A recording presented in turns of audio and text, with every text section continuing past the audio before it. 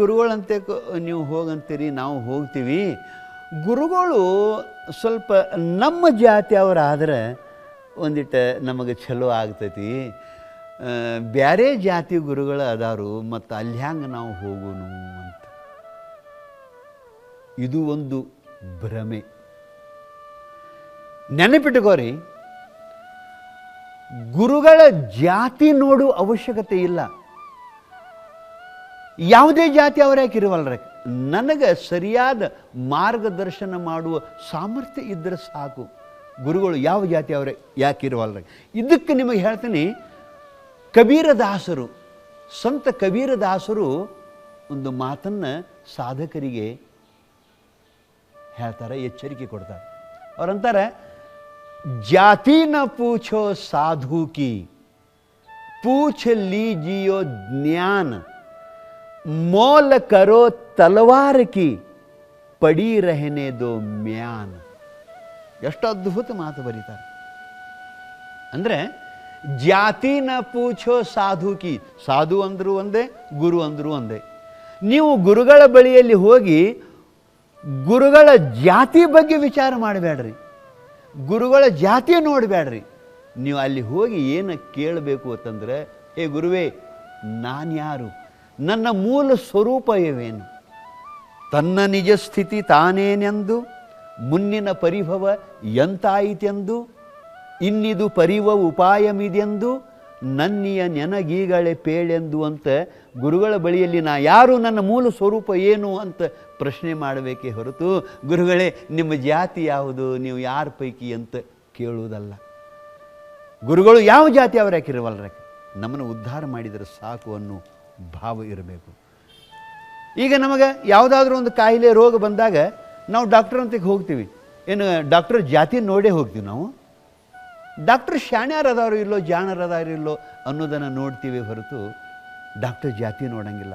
ಹಂಗೆ ಗುರುನು ಭವರೋಗದ ವೈದ್ಯ, ಯಾವ ಜಾತಿ ಆಮ್ಯಾಕಿರುವಲ್ಲಕ ಉದ್ಧಾರ ಆಗುವ ಪ್ರಯತ್ನ ಮಾಡಬೇಕು.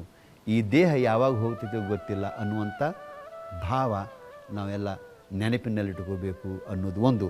ಅದು ಅಲ್ಲದೇ ಶಿಶುನಾಳ ಶರೀಫ್ ಸಾಹೇಬರು ಗುರು ಗೋವಿಂದ ಭಟ್ರನ್ನು ಗುರುಗಳನ್ನಾಗಿ ಮಾಡಿಕೊಂಡ್ರು. ವಿಚಾರ ಮಾಡೋ ಮಾತದು ಅಲ್ಲ. ನೀವು ನಿಮ್ಮ ಜಾತಿ ಗುರುಗಳಂತೆ ಹೋಗಬಾರ್ದು ಅಂತ ನಮ್ಮದೇನಿಲ್ಲ. ಒಂದು ವೇಳೆ ನಿಮ್ಮ ಜಾತಿ ಗುರುಗಳು ಶ್ರೇಷ್ಠ ತತ್ವಜ್ಞಾನಿಗಳು ಇರಲಿಲ್ಲ ಅಂತಂದ್ರೆ ಅದ ಒಂದು ಮುಖ್ಯ ಕಾರಣ ಮಾಡಿಕೊಂಡು ಉದ್ಧಾರ ಆಗಲಾರ್ದನ್ನು ಸತ್ತು ಹೋಗಬೇಡ್ರಿ ಅನ್ನೋದೇ ಒಂದು ಕಳಕಳಿಯ ವಿನಂತಿ. ಯಾರ್ಯಾಕಿರುವಲ್ರ. ಅದಕ್ಕೆ ಶರೀಫ್ ಸಾಹೇಬರು ಅಂತಾರೆ, ಭಾಳ ಜನ ಕೋಮುವಾದಿಗಳು, ಜಾತಿವಾದಿಗಳು ಬೇರೆ ಜಾತಿ ಗುರುಗಳನ್ನ ಮಾಡಿಕೊಂಡ ಶರೀಫ ಅಂತ ಹೇಳಿದರೆ ವಾದ ಮಾಡಿದಾಗ ಉತ್ತರ ಕೊಡ್ತಾರೆ. ಅವರಂತಾರೆ, ನನ್ನೊಳಗೆ ನಾ ತಿಳ್ಕೊಂಡೆ, ನನಗೆ ಬೇಕಾದ ಗಂಡನ ಮಾಡಿಕೊಂಡೆ. ನನ್ನ ಉದ್ಧಾರ ಮಾಡು ಗುರು ಯಾರ್ಯಾಕಿರುವಲ್ರ, ಯಾವ ಜಾತಿ ಅವ್ರ್ಯಾಕಿರುವಲ್ರ, ನನ್ನ ಉದ್ಧಾರ ಮಾಡಿದರೆ ಸಾಕು ಅನ್ನೋದನ್ನು ನನ್ನೊಳಗೆ ನಾ ತಿಳ್ಕೊಂಡೆ, ನನಗೆ ಬೇಕಾದ ಗಂಡನ ಮಾಡಿಕೊಂಡೆ, ಆಜ್ಞಾ ಪ್ರಕಾರ ನಡ್ಕೊಂಡೆ, ನಾ ಎಲ್ಲರ ಹಂಗೊಂದು ಹರಕೊಂಡೆ ಅಂತಾರೆ. ಸಮಾಜದ ಹಂಗ, ಬಂಧು ಬಾಂಧವರ ಹಂಗ, ಜಾತಿ ಕುಲ ಗೋತ್ರದ ಹಂಗ ಹರಕೊಂಡೆ ಎನ್ನುವಂಥ ಮಾತನ್ನು ಹೇಳ್ತಾರೆ ಶರೀಫ್ ಸಾಹೇಬರು. ಅದು ಅಲ್ಲದೇ ಬಿಜಾಪುರದ ಖ್ವಾಜಾ ಅಮೀನುದ್ದೀನ್ ಸಾಹೇಬರ ಶಿಷ್ಯರು ಶಿರಹಟ್ಟಿ ಫಕೀರ ಸ್ವಾಮಿಗಳು. ಜಾತಿಲೇ ನೋಡಿದರೆ ಜಂಗಮರು, ಗುರುಗಳವರು, ಸ್ವಾಮಿಗಳು. ಆದರೆ ಸೂಫಿ ಸಂತರಾದಂಥ ಬಿಜಾಪುರದ ಖ್ವಾಜಾ ಅಮೀನುದ್ದೀನ್ ಸಾಹೇಬರನ್ನು ಗುರುಗಳನ್ನಾಗಿ ಸ್ವೀಕಾರ ಮಾಡಿಕೊಂಡ್ರಲ್ಲ. ನನ್ನ ತಾತ್ಪರ್ಯ ಏನು ಅಂತ ಕೇಳಿದರೆ, ಒಟ್ಟು ಗುರುಗಳು ಯಾರ್ಯಾಕೆ ಇರುವಲ್ಲ, ಜಾತಿ ಮುಖ್ಯ ಅಲ್ಲ, ಅಂತರಂಗದ ಆತ್ಮಜ್ಯೋತಿಯ ಜ್ಞಾನ ಮಾಡಿಕೊಡುವಂಥ ಪ್ರಸಂಗ ಬಹಳ ಮುಖ್ಯವಾದದ್ದು. ಅದಕ್ಕೆ ಗುರುಗಳಲ್ಲಿ ನಾವು ಜಾತಿ ನೋಡಬಾರದು ಅನ್ನೋದನ್ನು ಈ ಮಾತ ಶರಣರು ಕೂಡ ಹೇಳ್ಕೊಂಡು ಬರ್ತಾರೆ. ಕನ್ನಡಿ ತನ್ನದಾದರೇನು, ಕನ್ನಡಿ ಅನ್ಯರದಾದಡೇನು, ಮುಖದ ಜ್ಞಾನವಾದೊಡೆ ಸಾಲದೆ, ಸದ್ಗುರು ಆರಾದೊಡೇನು, ತನ್ನನ್ನರುಹಿದರೆ ಸಾಲದೆ, ಸಿಮ್ಮಲಿಗೆಯ ಚೆನ್ನರಾಮ. ಗುರು ಅಂತಂದ್ರೇನು? ಒಂದು ಕನ್ನಡಿ ಇದ್ದಂಗೆ.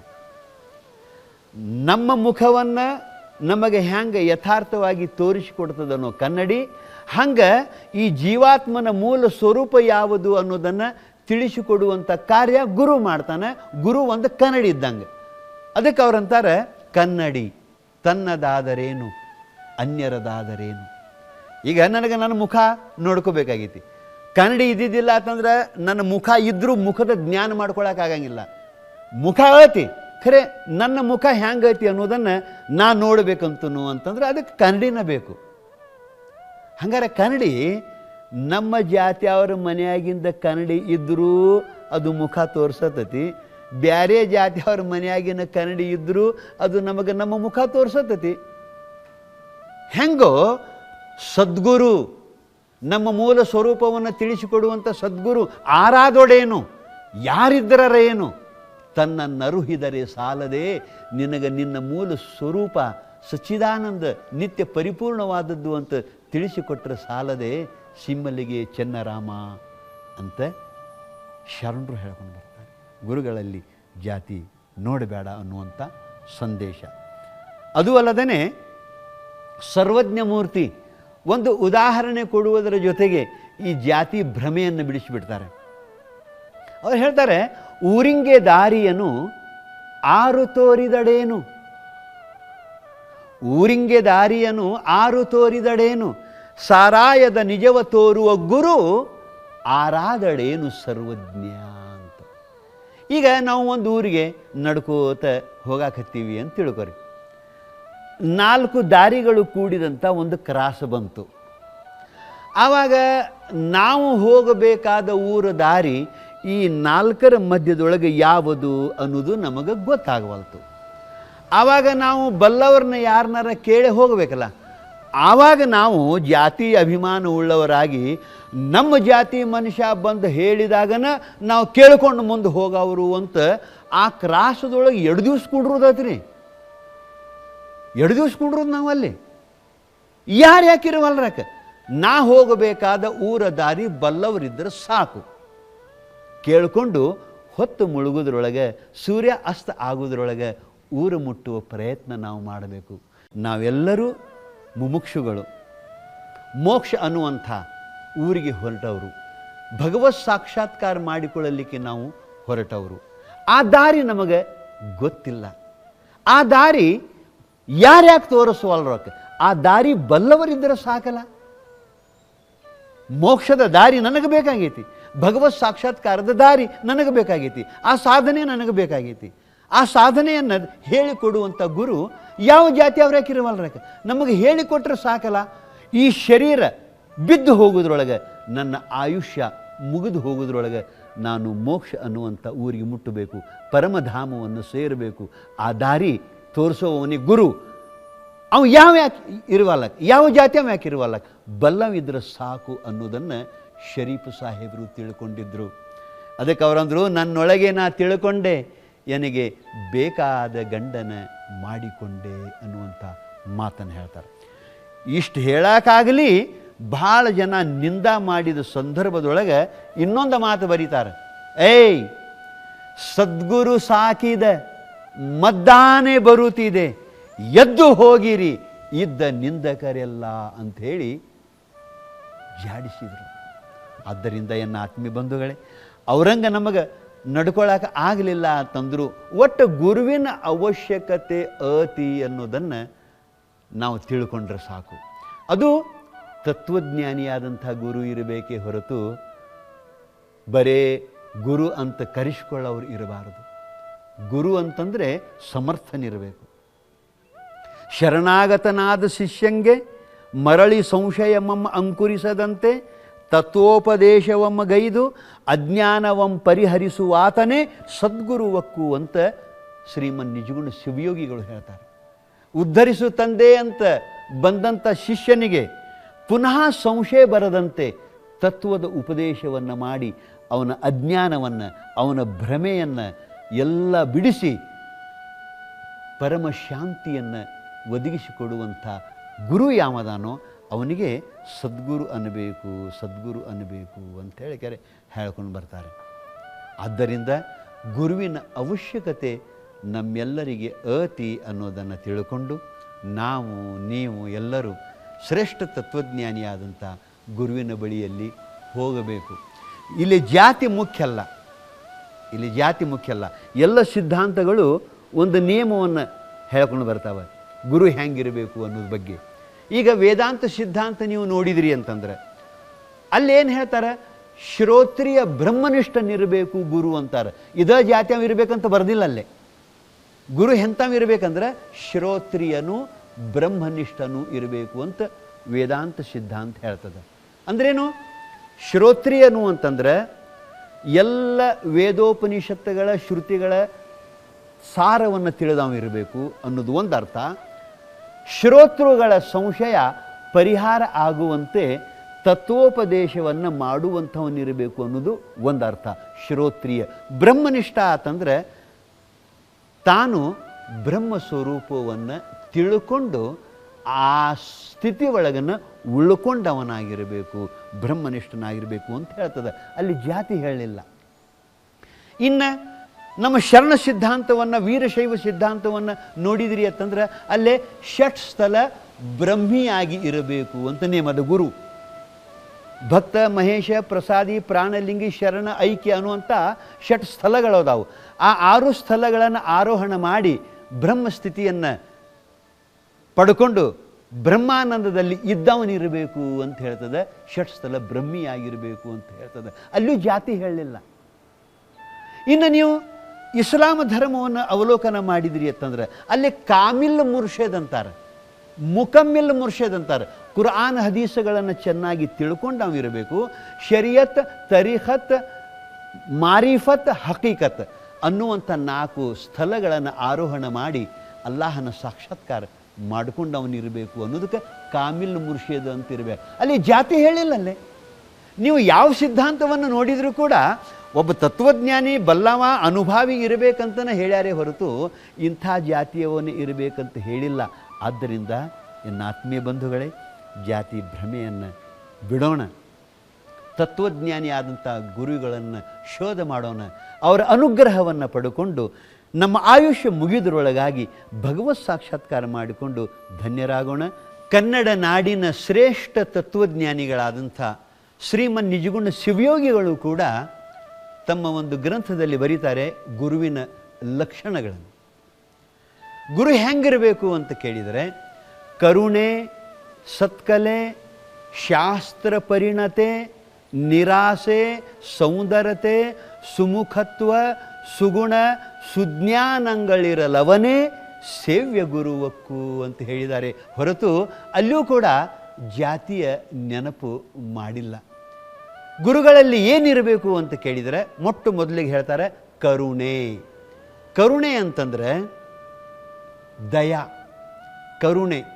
ಭವದಲ್ಲಿ ಬಿದ್ದು ಒದ್ದಾಡುವ ಜೀವಿಗಳನ್ನು ನೋಡಿ ಆಧ್ಯಾತ್ಮಿಕ, ಆದಿ ಭೌತಿಕ, ಆದಿ ದೈವಿಕ ಅನ್ನುವಂಥ ತಾಪದಲ್ಲಿ ಮುಳುಗೇಳಿರುವಂಥ, ದುಃಖದಲ್ಲಿ ಬಿದ್ದಿರುವಂಥ ಜೀವಿಗಳನ್ನು ನೋಡಿ ಇವರ ದುಃಖ ಯಾವಾಗ ದೂರ ಆದೀತು, ಯಾವ ರೀತಿಯಾಗಿ ಇವರಿಗೆ ತತ್ವೋಪದೇಶವನ್ನು ನಾನು ಮಾಡಬೇಕು, ಈ ಭವದ ನಿವೃತ್ತಿ ಇವರಿಗೆ ಎಂದಾದೀತು ಅನ್ನುವಂಥ ಏನೋ ಒಂದು ಕಳಕಳಿ ಅದಲ್ಲ, ಗುರುಗಳಲ್ಲಿ ಒಂದು ಕಳಕಳಿ ಅದಲ್ಲ, ಆ ಕಳಕಳಿಗೆನೆ ಕರುಣೆ ಅಂತ ಕರೀತಾರೆ. ಆ ಕರುಣ ಇತ್ತು ಅಂತಂದರೆ ಗುರು ಉದ್ಧಾರ ಮಾಡಲಿಕ್ಕೆ ಪ್ರವೃತ್ತನಾಗ್ತಾನು. ಅದಕ್ಕೆ ಗುರುವಿನಲ್ಲಿ ಕರುಣೆ ಇರಬೇಕು ಅಂತ ಹೇಳ್ತಾರೆ. ಕರುಣೆ. ಆ ಬಳಿಕ ಸತ್ಕಲೆ. ಸತ್ಕಲೆ ಅಂತಂದರೆ ಬ್ರಹ್ಮ ತೇಜ ಅನ್ನೋದು ಅವನಲ್ಲಿ ಇರಬೇಕು ಅನ್ನೋದು. ಅದು ಬ್ರಹ್ಮ ತೇಜ ಯಾವಾಗಿರ್ತೈತಿ ಅಂತ ಕೇಳಿದರೆ ಬ್ರಹ್ಮಾನುಭವವನ್ನು ಮಾಡಿಕೊಂಡಾಗನೇ ಇರ್ತೈತಿ, ಬ್ರಹ್ಮನಿಷ್ಠತ್ವ ಇದ್ದಾಗನೇ ಇರ್ತೈತಿ. ಅದಕ್ಕೆ ಸತ್ಕಲೆ ಇರಬೇಕು ಅವನಲ್ಲಿ. ಕರುಣೆ, ಸತ್ಕಲೆ, ಶಾಸ್ತ್ರ ಪರಿಣತೆ. ಶಾಸ್ತ್ರದ ಆಮೂಲಾಗ್ರವಾಗಿರುವಂಥ ಜ್ಞಾನ ಇರಬೇಕು ಅಂತ ಹೇಳ್ತಾರೆ. ಶಾಸ್ತ್ರದ ಜ್ಞಾನವೂ ಕೂಡ ಬಹಳ ಮುಖ್ಯವಾದದ್ದು. ಯಾಕೆ ಅಂತ ಕೇಳಿದರೆ ಅನೇಕ ಪ್ರಶ್ನೆಗಳನ್ನು ಮಾಡುವಂಥ ಶಿಷ್ಯರು ಇರ್ತಾರಲ್ಲ, ಆ ಪ್ರಶ್ನೆಗಳಿಗೆ ಸಪ್ರಮಾಣವಾಗಿ ಉತ್ತರ ಹೇಳಿ ಅವರ ಸಮಸ್ಯೆಗಳನ್ನು ಪರಿಹಾರ ಮಾಡುವ ತಾಕತ್ತು ಅದು ಶಾಸ್ತ್ರ ಪರಿಣತೆ ಇತ್ತು ಅಂತಂದ್ರೆ ಇರ್ತೈತೆ ಹೊರತು ಇದಿಲ್ಲಂದರೆ ಇರಲಿಲ್ಲ. ಆದ್ದರಿಂದ ಗುರುವಿನಲ್ಲಿ ಇದು ಕೂಡ ಇರಬೇಕು, ಶಾಸ್ತ್ರ ಪರಿಣತೆ. ಆ ಬಳಿಕ ನಿರಾಸೆ ಇರಬೇಕು. ಶಿಷ್ಯರನ್ನು ಉದ್ಧಾರ ಮಾಡುವಲ್ಲಿ ಫಲದ ಅಪೇಕ್ಷೆ, ಅವರಲ್ಲಿರುವಂಥ ದುಡ್ಡಿನ ಅಪೇಕ್ಷೆಯನ್ನು ಮಾಡಿ ಉಪದೇಶ ಮಾಡುವವನಿರಬಾರದು. ಅವನಲ್ಲೇನಿರಬೇಕು? ನಿರಾಸೆ. ಶಿಷ್ಯ ಉದ್ಧಾರ ಆದರೆ ಸಾಕು, ಅವನಿಗೆ ಪರಮಶಾಂತಿ ಪ್ರಾಪ್ತಿಯಾದರೆ ಸಾಕು ಅನ್ನುವ ಭಾವ ಇರಬೇಕು, ನಿರಾಸೆ. ಆ ಬಳಿಕ ಸೌಂದರ್ಯತೆ ಅಂತಂದರೆ ಅವನ ಸಂಪೂರ್ಣ ಶರೀರ ವರಪುಣ್ಯಮಯವಾಗಿ ಇರಬೇಕು ಅನ್ನೋದು. ಇಲ್ಲೇ ಸುಂದರ ಇರಬೇಕು ಅಂತ ಇದರ ಅರ್ಥ ಅಲ್ಲ, ಅದರ ಅರ್ಥ ವರಪುಣ್ಯಮಯವಾಗಿ ಇರಬೇಕು, ಪಾಪದಿಂದ ನಿರ್ಲಿಪ್ತನಾಗಿ ಇರಬೇಕು ಅನ್ನೋದು. ಅದಕ್ಕೆ ಹೇಳ್ತಾರೆ ಸೌಂದರ್ಯತೆ. ಸುಮುಖತ್ವ ಅಂದರೆ ಪ್ರಸನ್ನತೆ. ಇದು ಪ್ರಸನ್ನತೆ ಯಾವಾಗ ಬರ್ತತಿ ಅಂತ ಕೇಳಿದರೆ, ಈ ದೇಹಾದಿ ಪ್ರಪಂಚಕ್ಕೆ ಸಾಕ್ಷಿಯಾಗಿ ಇರುವಂಥ ಗುರುವಿನಲ್ಲಿ ಆ ಪ್ರಸನ್ನತೆ ಇರ್ತೈತಿ. ಆದ್ದರಿಂದ ಪ್ರಸನ್ನತೆ ಇರಬೇಕು, ಸುಮುಖತ್ವ, ಸುಗುಣಗಳಿರಬೇಕು. ಅನೇಕ ನೋಡಿ ಶಿಷ್ಯರು ಕಲಿಯುವಂಥ ಅನೇಕ ಸದ್ಗುಣಗಳ ಖಜಾನೆಯಾಗಿರಬೇಕು. ಸುಗುಣ ಸಂಪತ್ತಿ ಅವನಲ್ಲಿ ಇರಬೇಕು, ಸುಗುಣ ಇರಬೇಕು, ಸುಜ್ಞಾನ ಇರಬೇಕು. ಸುಜ್ಞಾನ ಅಂತಂದ್ರೇ ಬ್ರಹ್ಮಜ್ಞಾನ, ಜೀವೇಶ್ವರ ಏಕತ್ವದ ಅಪರೋಕ್ಷ ಜ್ಞಾನ. ಎತ್ತೆತ್ತ ನೋಡಿದತ್ತತ್ತ ಪರಮಾತ್ಮನ ಅನುಭೂತಿ ಮಾಡಿಕೊಳ್ಳುವಂಥ ಜ್ಞಾನ, ಸುಜ್ಞಾನ. ಎತ್ತೆತ್ತ ನೋಡಿದತ್ತತ್ತ ನೀನೇ ದೇವ ಅಂತ ಬಸವಣ್ಣವರು ಹೇಳಿಲ್ಲ? ನನ್ನ ಮನಸ್ಸು ಯಾವ ಕಡೆ ಹೋಗ್ತದೆ ಆ ಕಡೆ ಬ್ರಹ್ಮದ ದರ್ಶನವೇ ಆಕತಿ ಅಂತ ಋಷಿಮುನಿಗಳು ಹೇಳಲಿಲ್ಲ? ಒಬ್ಬ ಸೂಫೀಸ್ ಅಂತ ಹೇಳ್ತಾರೆ, ಮೈ ಜಿಧರ್ ದೇಖತಾ ಹೂँ ಉಧರ್ ತೂ ಹಿ ತೂ ಹೈ, मैं जिधर देखता हूँ उधर तू ही तू है, आगे भी तू है पीछे भी तू है, दाएं भी तू है बाएं भी तू है, ऊपर भी तू है नीचे भी तू है, अंदर भी तू है बाहर भी तू है, मैं जिधर देखता हूँ उधर तू ही तू है ಅಂತ ಸೂಫಿ ಸಂತರು ಅಂದ್ರಲ್ಲ. ಇದು ಸುಜ್ಞಾನ ಅನ್ನೋದು. ಸುಗುಣ ಸುಜ್ಞಾನಗಳಿರಲವನೇ ಇಂಥವನೇ ಸೇವ್ಯ ಗುರುವಕ್ಕೂ ಸೇವಾ ಮಾಡಿಸಿಕೊಳ್ಳಲಿಕ್ಕೆ ಯೋಗ್ಯನಾದಂಥ ಗುರು, ಉಪದೇಶವನ್ನು ಪಡೀಲಾಕ ಅರ್ಹನಾದಂಥ ಗುರು ಅಂತ ಹೇಳಿದ್ದಾರೆ ಹೊರತು ಇಂಥ ಜಾತಿಯವನೇ ಇರಬೇಕು ಅಂತ ಅಲ್ಲಿ ಜಾತಿಯ ನೆನಪು ಮಾಡಲಿಲ್ಲ. ಆದ್ದರಿಂದ ಬಂಧುಗಳೇ, ನಾವು ಜಾತಿಯ ಭ್ರಮೆಯನ್ನು ಬಿಟ್ಟು ತತ್ವಜ್ಞಾನಿಯಾದಂಥ ಗುರುವಿನನ್ನು ಅರಸಬೇಕು ಅನ್ನೋದೇ ಇಲ್ಲೇ ಮುಖ್ಯವಾದ ಅಭಿಪ್ರಾಯ. ಕೊನೆಯದಾಗಿ ಗುರುದೇವನನ್ನು ಕುರಿತು ಪ್ರಾರ್ಥನೆ ಮಾಡೋಣ. ಗುರುದೇವ ನಿಮ್ಮ ಕೃಪೆಯಿಂದ, ಗುರುದೇವ ನಿಮ್ಮ ಕೃಪೆಯಿಂದ ಭೂಲೋಕ ಸ್ವರ್ಗವಾಗಲಿ, ದುರಿತೆಲ್ಲ ದೂರವಾಗುತ್ತಾ ಪರಮಾರ್ಥಮಯ ಬದುಕಾಗಲಿ. ಗುರುದೇವ ನಿಮ್ಮ ಕೃಪೆಯಿಂದ ಪ್ರತಿಯೊಂದು ಧರ್ಮ ಪ್ರೀತಿಸುವ ಸದ್ಧರ್ಮ ನಮ್ಮದಾಗಲಿ. ಪ್ರತಿಯೊಂದು ಧರ್ಮ ಪ್ರೀತಿಸುವ ಸದ್ಧರ್ಮ ನಮ್ಮದಾಗಲಿ. ಸತ್ಶಾಸ್ತ್ರಗಳು ವಿಧಿಸುವ ಸತ್ಕರ್ಮ ನಮ್ಮದಾಗಲಿ. ಗುರುದೇವ ನಿಮ್ಮ ಕೃಪೆಯಿಂದ ಭೂಲೋಕ ಸ್ವರ್ಗವಾಗಲಿ.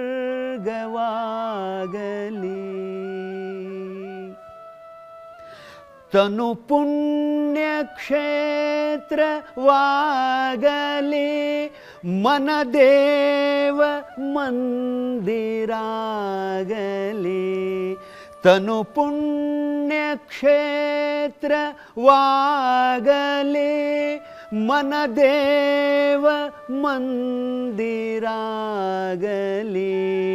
ಅನುದಿನವು ನಿಮ್ಮ ಧ್ಯಾನಿಸುತ್ತ ಅನುದಿನವು ನಿಮ್ಮ ಧ್ಯಾನಿಸುತ್ತ ಈ ಜನುಮ ಪಾವನಾಗಲಿ ಗುರುದೇವ ನಿಮ್ಮ ಕೃಪೆಯಿಂದ.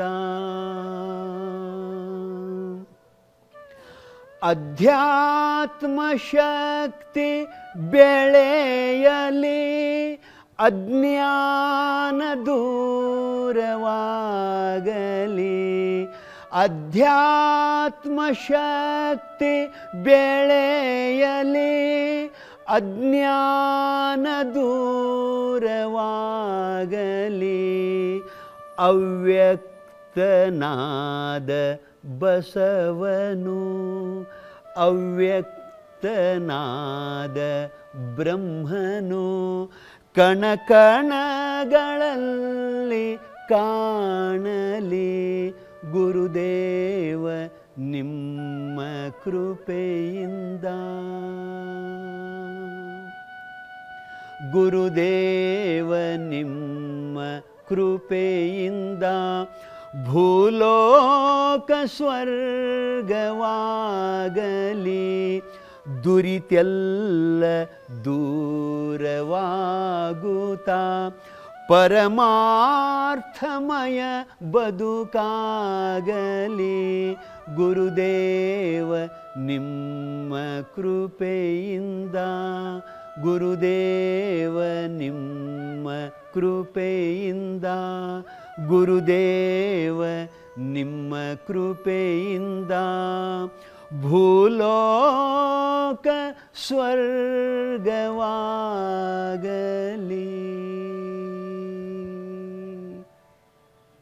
ನಮಸ್ಕಾರ.